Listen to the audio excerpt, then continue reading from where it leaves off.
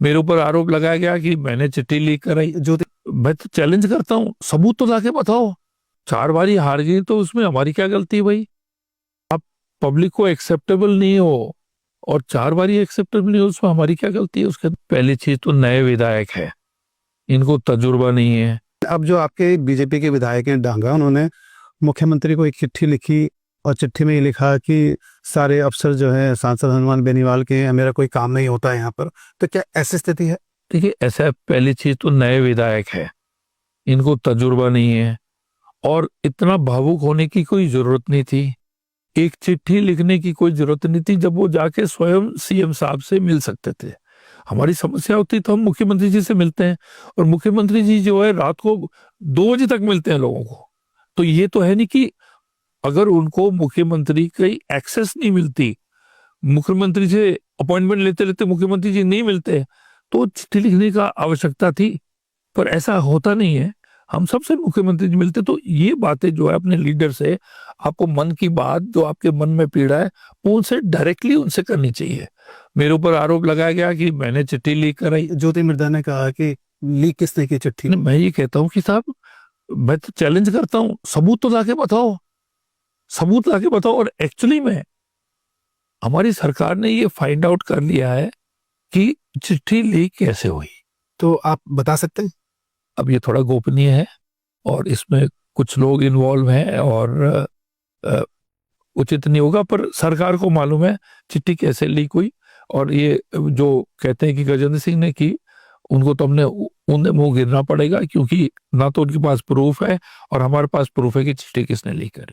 तो ज्योति मिर्धा ने, आपके बेटे ने भी ज्योति मिर्धा को जवाब दिया था, क्या वो सही था? देखिए, अब मुझे समझ में नहीं आता कि भाई हम इनके चुनाव में खड़े होकर लड़े इनके साथ में, हमने सपोर्ट किया, हमने मांगा क्या? हम एक ही पार्टी के हैं।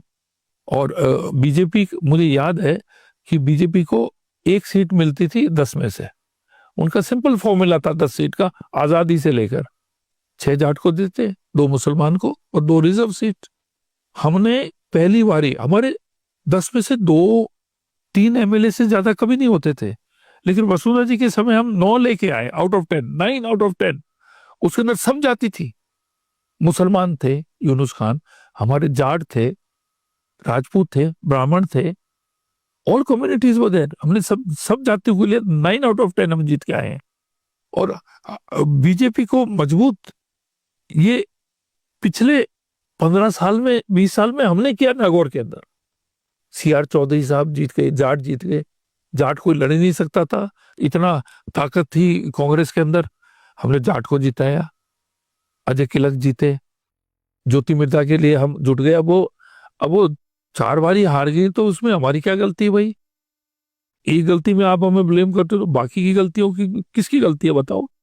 एमपी में भी लड़ी, विधानसभा में भी लड़ी, कांग्रेस से भी लड़ी, बीजेपी से भी लड़ी, और वो सफल नहीं हो तो फिर वो उनकी मन की जो जो है वो भड़ास मेरे ऊपर क्यों फोड़ रही है?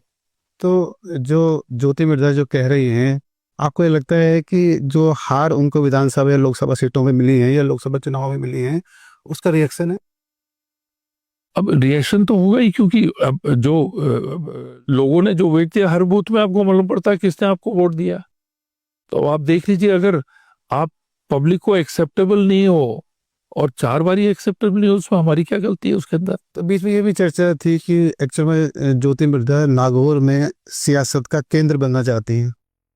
देखिए, आज पहले सियासत के केंद्र होते थे, अब कोई केंद्र नहीं है। हर विधानसभा के अंदर अपना हीरो है। हर जाति जो है आज सिर उठाकर और अलग अलग कॉन्स्टिट्यूंसी से जीत रही है। अब वो समय चला गया कि वहां पर एक आदमी का पूरा प्रभाव रहता था। ये सब हो गए। हमारे कई लीडर्स थे राजस्थान के अंदर जो मसीहा थे, आज वो अब नहीं है। अब सब जो है अपनी गली के शेर हैं, और ऐसे कोई अब मसीहा अब राजस्थान के अंदर नहीं है।